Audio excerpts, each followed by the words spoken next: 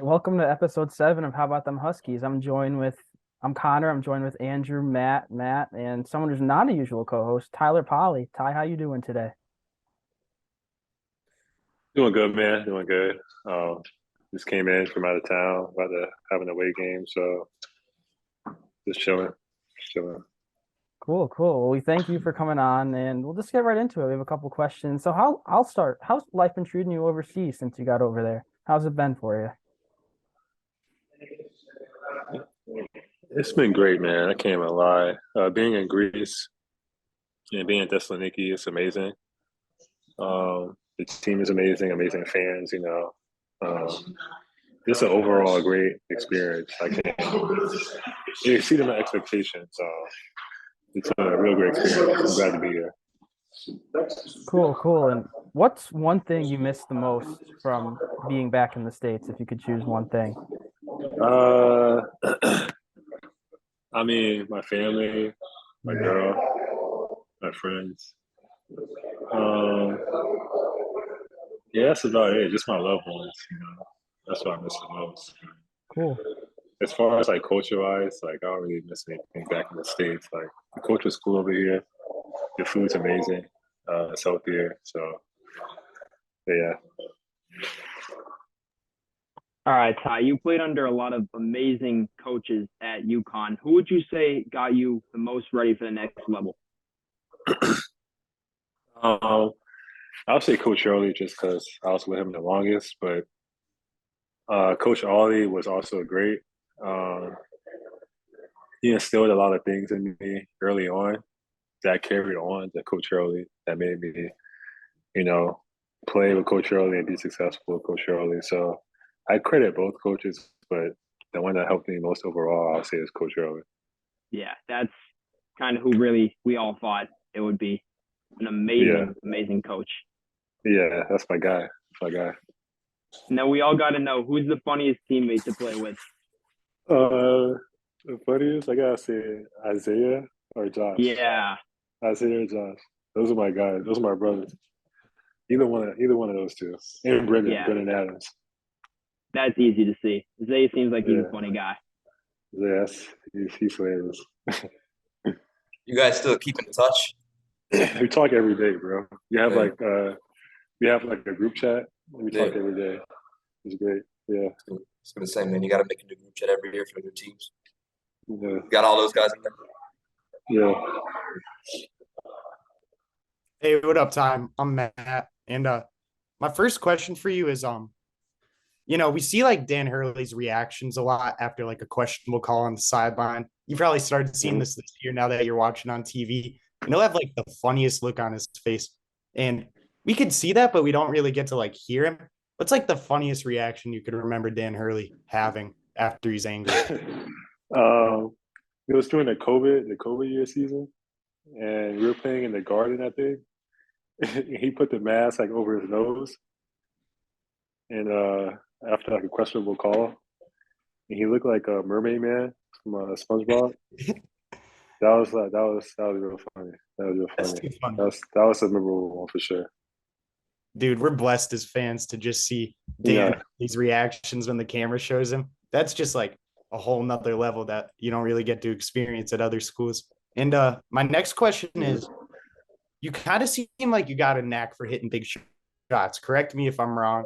You probably don't want to correct me there because that's a cool thing to have. But is that just something you were born with? Like, were you just born with ice in your veins?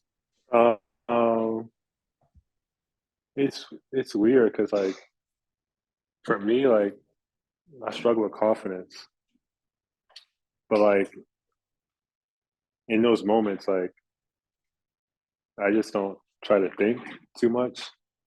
I just like do. I just go into action. So I think that's why I'm prone to hit big shots sometimes because I'm just like not thinking as much as I like do like throughout the game and stuff like that. So I have a game where I'm not hitting any shots, but I'll hit a big shot for under a minute left because I'm not thinking. It's just like, all right, it's do or die. Like I don't got time to think. So I just think that's what causes it. Also, preparation, putting in work, and yeah, man, just being blessed to be able to shoot the ball, being gifted that ability. Um, I think those are three like contributors to me being, I guess, clutch or being able to hit big shots and going consecutive, um, hit consecutive big shots throughout a game, or have big moments. So Yeah, for me, the Auburn game comes to mind, and I know that went into overtime after you hit that, but that was a huge shot. And then Nova game comes to mind when I was in the house oh that yeah, XL last year. You had a big shot where we could get back in distance, and yeah, you just seemed like you couldn't lose. Like that. That's how it felt to me. You just had like a look in your eyes. You felt like I don't know. You just couldn't lose. You had to hit a shot. It was pretty cool.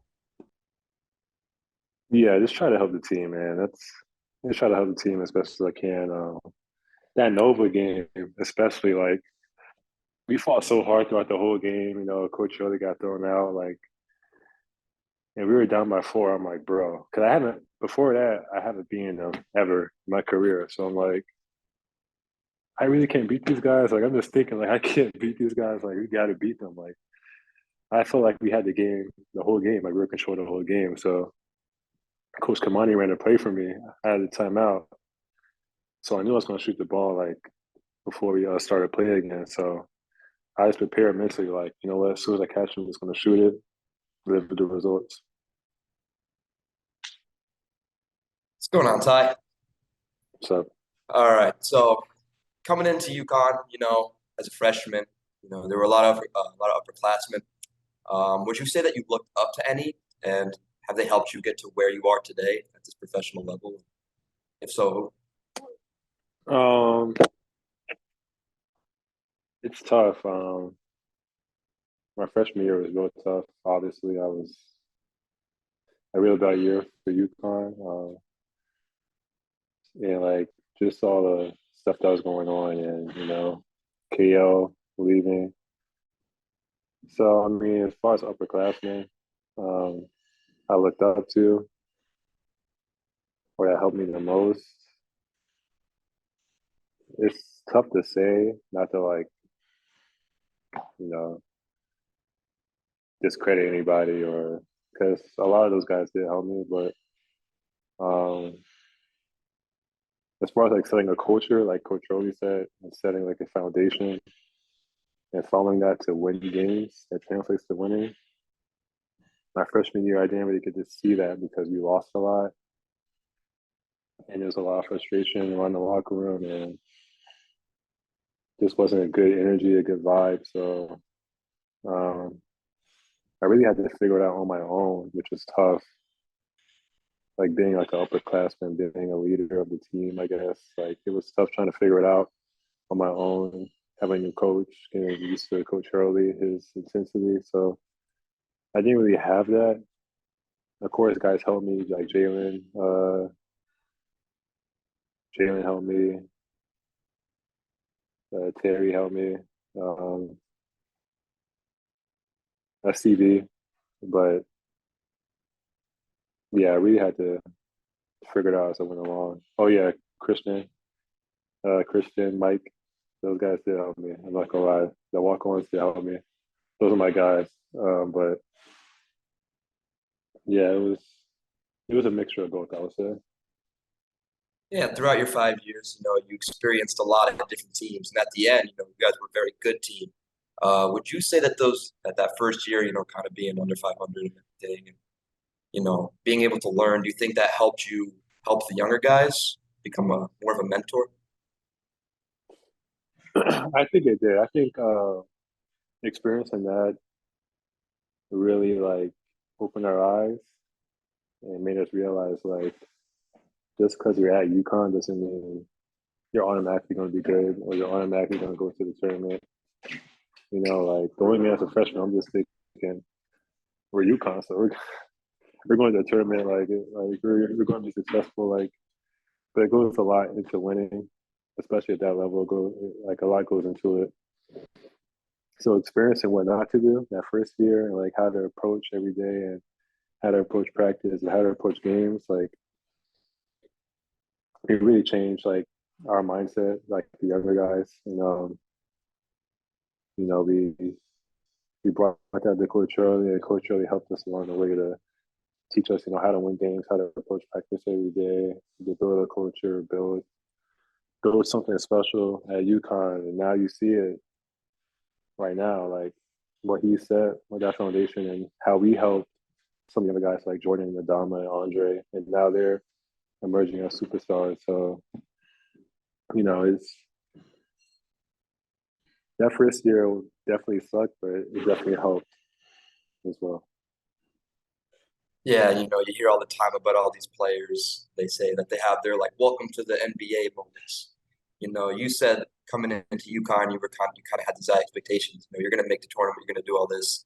Did you have a moment in particular? Maybe just like during a game or like after a game, where you were like, "Damn, this is a lot different than anything I've ever done before." Yeah, it was at PK80 because we actually started off pretty good. We went to PK80 undefeated. We had some close games against some mid-majors, but we ended up winning. But we went to PK80 undefeated. We beat Oregon. Oregon had a good team that year. They had Peyton Pritchard. They had good players that year. I remember they had a good team. And we beat Oregon, pretty much a home game for them because it's at Oregon, PK80. So I'm like thinking like, dang, like you're pretty good. And then you play Michigan State the next game, and I mean, that team was loaded that year. They had Miles Bridges, Jaren Jackson, like they were freaking stacked. Like, and we barely lost. Like it was a close competitive game. So after that game, I'm thinking, all right, we're legit. Like we have a good team. And then we play Arkansas. The next game, they got blown up by like 30. And I was like, okay, maybe we're just tired. Like I don't know. I wasn't thinking like it was going to be bad. And then the real game that like really like woke me up was Auburn that year. We played at Auburn. They were just at a different level. I was like, yeah, I'm like, that's how college basketball is supposed to be played, how they play. I was like, yeah, this is different. I was like really shocked. Like I was like, man, these guys are really good. like we got a lot of work to do to get to that point. So I would say Arkansas, Auburn, and we played Villanova that year at XL. That was a bad game. That Villanova team won the championship that year, but that team was freaking stacked. NBA players, I guess 6 NBA players that year. So those are like the 3 teams that really like set tone and like woke me up. Like this is how good you're supposed to be, and you got to put in a lot of work to get to that level. Cool. And as we've mentioned, you've played parts of 5 seasons. You've played a long time in college. Do you have a certain game that sticks out as your favorite? And also, do you have a favorite moment as well? It could be the same thing. But what's your favorite game and what's your favorite moment you've had in stores? Favorite game? It's tough. Favorite game, I would say I played in is probably I'll probably say at Marquette, obviously, when I got hot.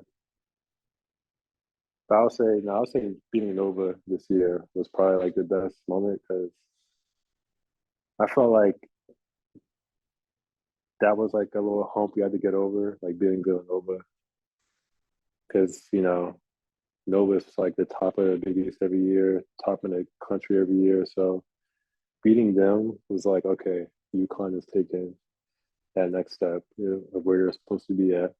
And when the like fans stormed the court, it was amazing. So I'll give you a couple. I'll say Nova this year, Marquette, Florida my junior year. That was a crazy game. Auburn, that was a crazy game. And trying to think of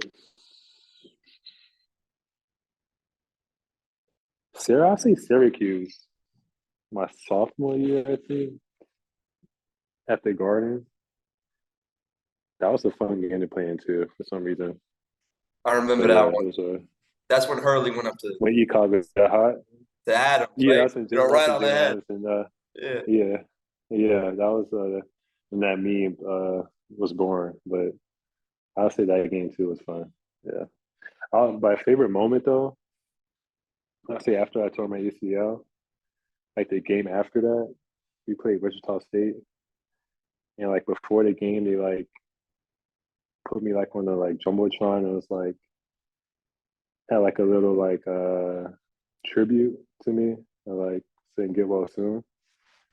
I wasn't expecting that at all, and that was like real touching. That's when I knew like UConn special, like because they didn't have to do that. So I was like, dang, like that's real love right there. Like, you didn't have to do that. They just showed me love. Like before the game, it was just that was a real moment for me. I would say probably my best moment, even though it was a moment bittersweet because I was hurt, but that showed me like UConn's true colors and how they really care for like for their players. Yeah, that Wichita State game in itself was a crazy game too. The double overtime. Yeah, Unfortunately, you guys lost, but played in a lot of yeah, crazy games yeah. It overtime. was a crazy game. And I have another question here. As we mentioned, there was a coaching change when you were here. Kevin Ollie and switched over to Dan Hurley. And obviously Ollie and his staff recruited you. Was there any thought of leaving, entering the transfer portal once Hurley and his staff came in? Oh, for sure. I was for sure thinking about leaving. Like, I was thinking about going to Tennessee because originally I was going to go to Tennessee, and then UConn offered me, and I'm like, well, I'm going to UConn now because it's UConn. Like, that's a school. Like, that's one of those schools you dream about going to as a basketball player growing up. Like UConn, Duke, Kentucky, like schools like that. Like you just dream about going to. But yeah, Tennessee. I was thinking about going to Tennessee because they were still really interested in me after my freshman year. But um, it was a tough decision. But Coach Hurley talked to my parents, and my mom loved him. So that's all I need to. That's all I need to hear. My mom loves you, man. You must be a good person. And yeah, that's what made me say it. It was my mom loving Coach Hurley, pretty much. Yeah.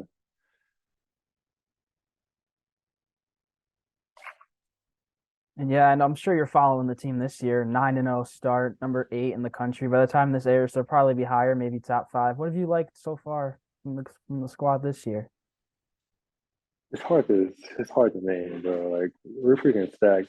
Like it makes me so happy, like seeing how good we are because from being where we are like being where we were my freshman year to like rebuilding and working and getting it to like relevance in college basketball, and now we're back in the top 10. Like I feel proud to like be a Husky because like we put in a lot of work. Coach Oli and the staff put in a lot of work to like build a foundation, build a culture to help us get to that level again. So, I'm just real happy for the team because a lot of people slept on us this year. A lot of people we started off unranked, which is crazy. I'm like okay. I don't think there's 25 teams better than us, but all right. And now we're showing the country like who we are, but I don't know. Like Andre is like my brother, so I'll say Andre. I love how he plays so hard, like unselfish, like ultimate team player. He's the ultimate team player. Alex, that's my guy. That's my youngin right there. He's one of the best shooters like I played with for sure. He was doing that in practice all year last year when he came. So I'm not surprised he was doing that in practice every day. Um, Adama, of course. Adama is one of the hardest workers I've ever seen. Jordan, he's special. And I don't know, I like the whole team, man. Like Joey's tough. Joey got that swagger. Tristan's tough too. Like he got that dog in him. Um, it's tough, man. I like the whole team, but Donovan's a beast. Like I'm just naming the whole team because you're so stacked. Naheem's good too, man. Like, gotta name the whole team. But Yeah, we're gonna do something special this year. I feel it for sure. Was going to say, you spent a lot of time there. Is there any word of advice you have for these guys this year? A lot of new guys coming in, a lot of fresh blood in there. Is there any words of advice you have to give them? Someone who's been there for so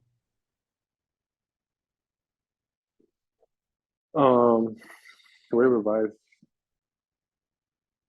I'd probably say we started off really good. We started off hot, but when things get bad, how you gonna respond? Because it's a long season. You never know what could happen.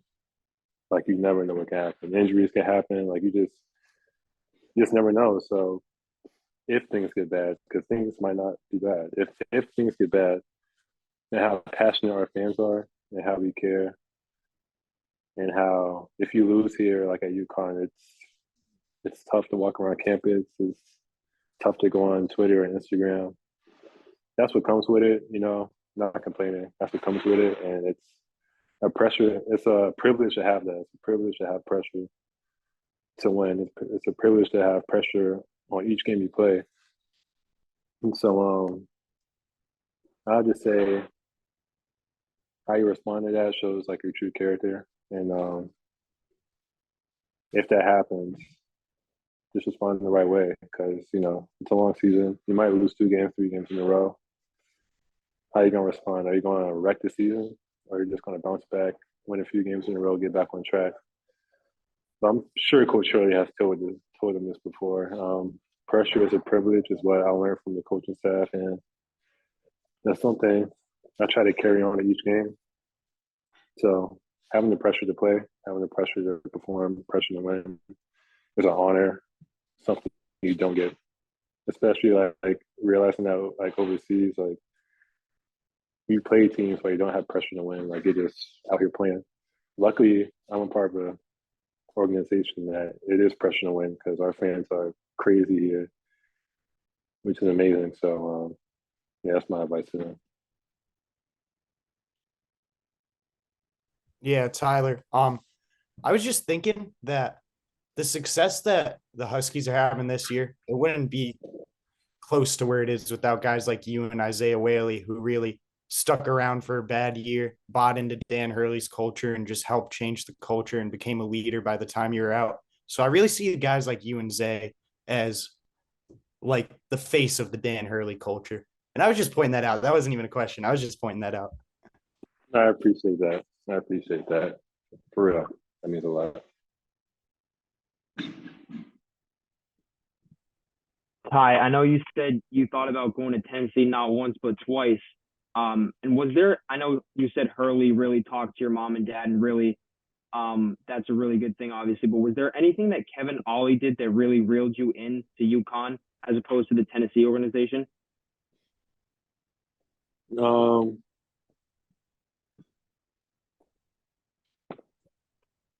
KO, KO, having inspirations to go to the NBA, like out of high school, and having these ambitions, and KO playing in the NBA for I think over a decade, having that experience and having won a national championship at UConn. Like you see, he's done it. He's done it. He's been where you want to be at in the NBA, and he's won a national championship. So it's like he's he's got the best of both worlds for me. Like he's been where I want to be at in the NBA, and he's won a national championship. So why not go to a guy that's done it? And he was a great guy. Like he told the truth of the situation, and told me how it's going to be. So I mean, that's all I could ask for. So that's why I really chose KO. And Bill was tough though. It was real tough. But I think it worked out for the best because Tennessee was loaded that year. Like 2017, 2018, they had Grant Williams, Schofield. They were loaded that year. Like they went deep in the tournament both of those years. And probably I want to develop the same because I'll be playing behind a lot of those guys were upperclassmen. So everything works out. Everything happens for a reason. So, but yeah, that's why I really chose KO because of that. Yeah, I think I speak for all Huskies fans when I say we're very happy you decided to stay at UConn because, I mean, in at least the four of us books, and I know a lot of people other, you're a Husky legend. Oh man, appreciate that, man. Hey man, like I always think like, dang, like you going to UConn winning a career like Kimba or Shabazz or Ray Allen, but and obviously I'm not even close to those guys, but hearing that means a lot because you work for those 5 years, you work your tail off to try to rebuild something and try to become competitive again, and you get to that point, so it feels good like to see people acknowledge that. So that means a lot. I appreciate it. All right, Ty, we don't want to keep you too much longer. I got one more last closing question here. How's your team doing this year out in Greece? Just how's the season going for you guys as a whole? I know you mentioned you have great fans, but how's the season going? It's going really good. It's going really good. We got a game tomorrow, a big game for us. It's going really good. It's been the experience like I wasn't expecting for real. Like when I say the fans are crazy, like the fans are like college fans crazy. It's something I didn't expect. Like it's nuts. But we're playing in the Greek league and the Champions League, so we're doing pretty well in both. We got a tough schedule coming up, but winnable games. So we just gotta lock in and win these games for the month of December because it'll carry us on to play for something bigger than the team, bigger than us. So, but yeah, overall, it's going pretty good. It's going good. Yeah, and if you can quickly just fill in the listeners, what part of the season are you in right now? Like, are you in the beginning, middle, end? It's like beginning. It's still early. Like we're not even halfway through. Like the official season started October, like middle October, like early October.